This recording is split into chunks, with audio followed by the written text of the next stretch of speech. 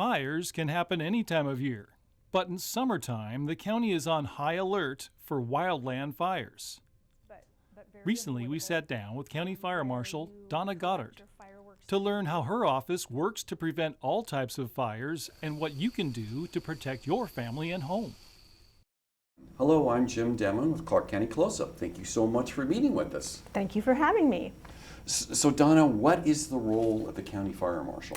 Well, the primary role of the County Fire Marshal's office is really about fire prevention and community risk reduction.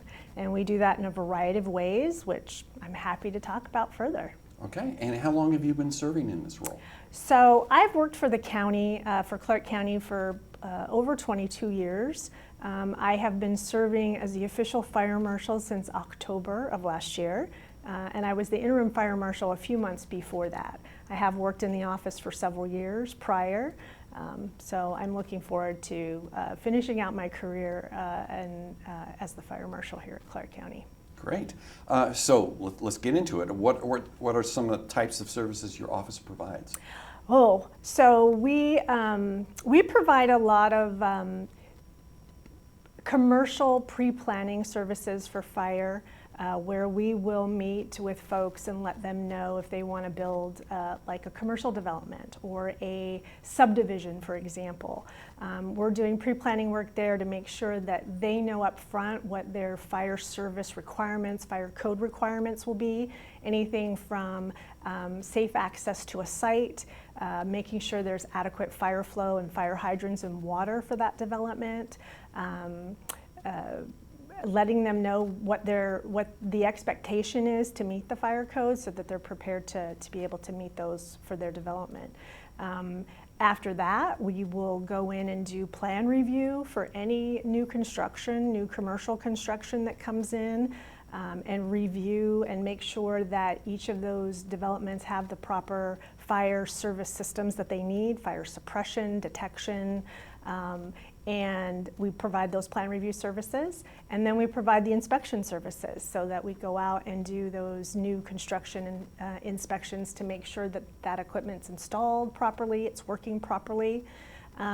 Is that just in unincorporated Clark County? It's just in unincorporated Clark County. So the cities themselves typically have their own fire marshals? Correct, Okay. correct, exactly.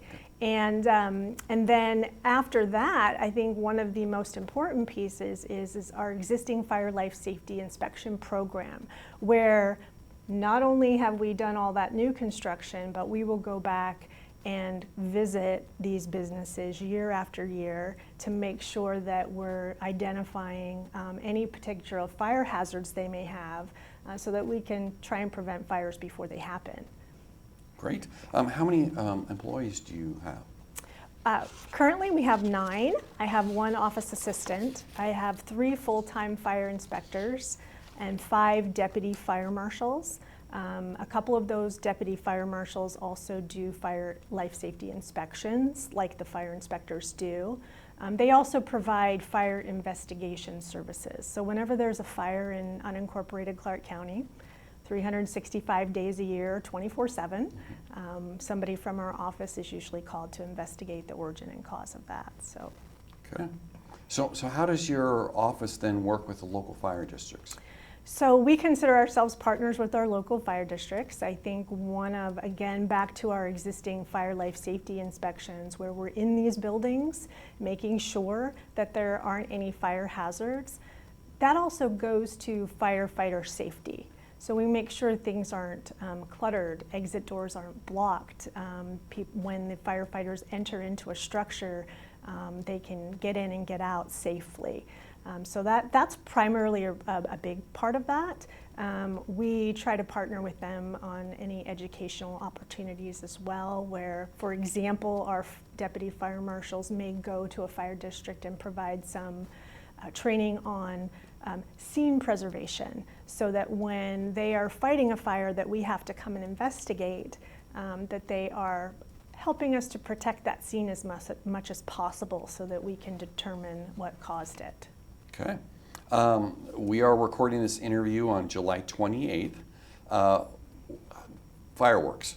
Were there any reports of fires from fireworks this year? There were. Our deputy fire marshal that was on call responded to 4 incidents. There was 1 major structure fire due to fireworks. Unfortunately, it was a very common cause, but very avoidable, where you collect your fireworks debris that you're using and place it in a garbage can, and then put the garbage can next to your home, and then the garbage can catches your house on fire.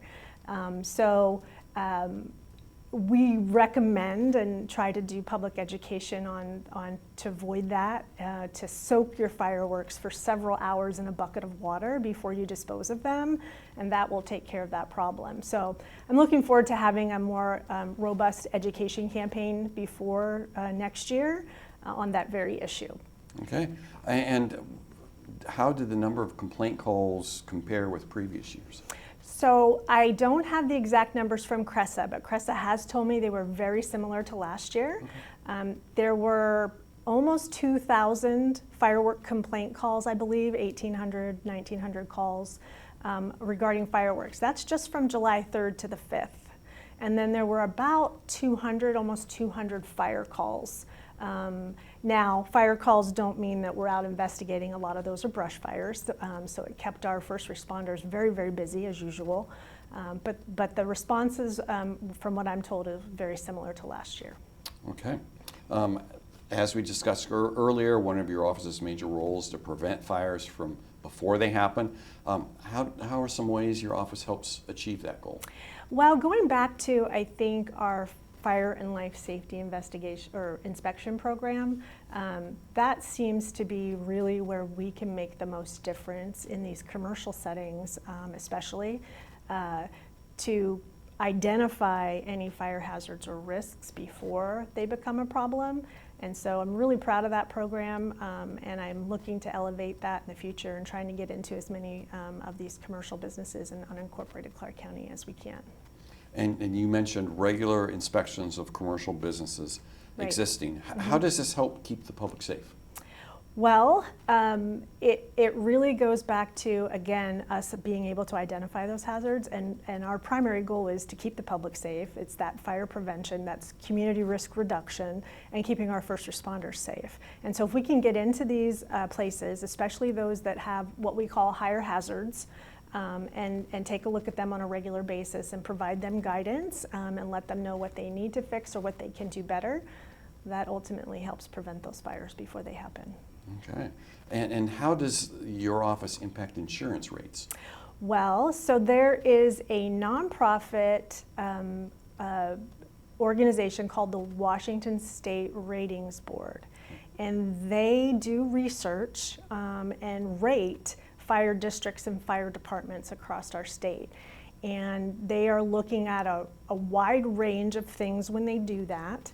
And they, one of the main components of what they're looking at is fire code enforcement. So a fire life safety inspection program is a really big part of that enforcement part. So they are looking at the data. I provide them with data on whenever a fire district is being audited, and they look at that inspection data, and that helps with their rating.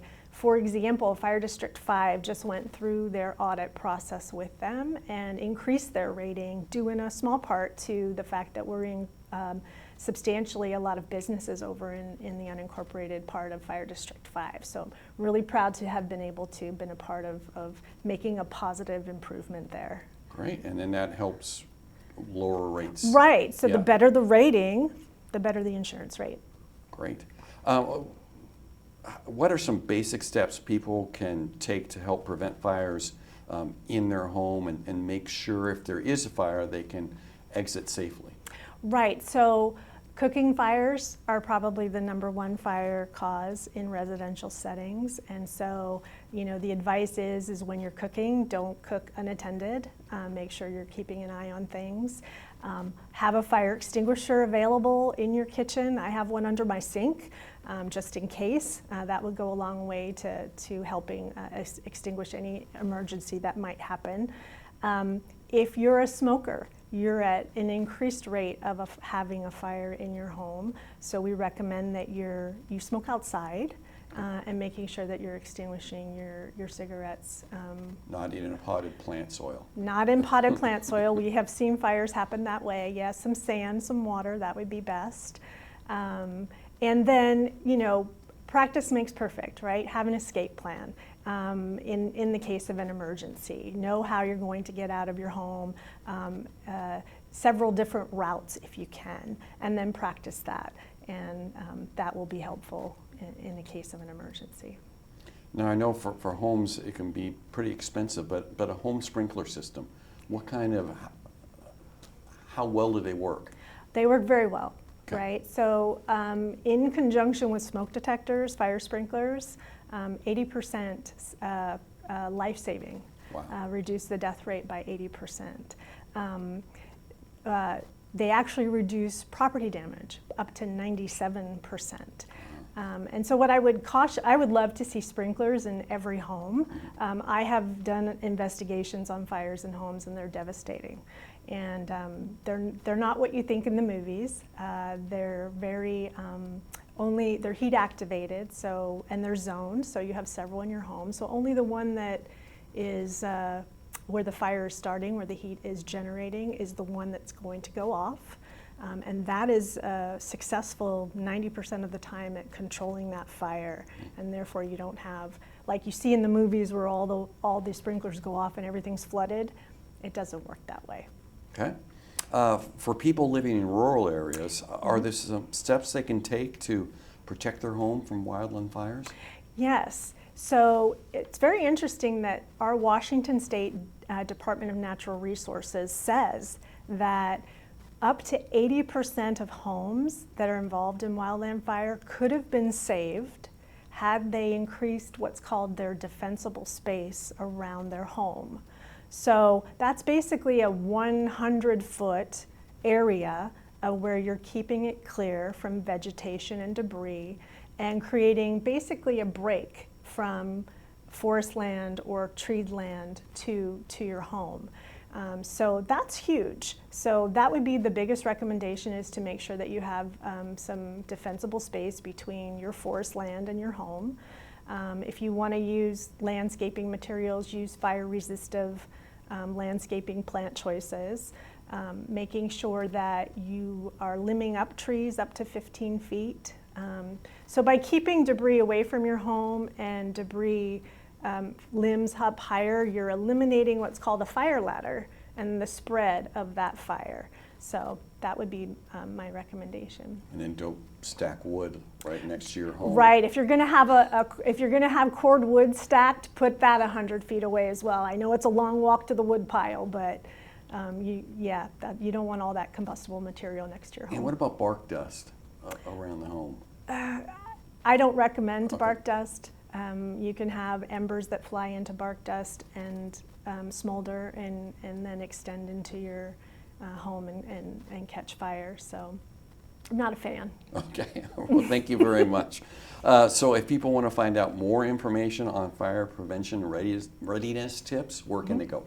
They can go to our website, www.clark.wa.gov, under community development and under fire prevention. Great. And I also have a phone number here, 564-397-2186. That's our general number, yes. Great. Well, thank you very much for spending time with us, and hopefully it will be a calm fire season. Yes, hopefully. Thank you.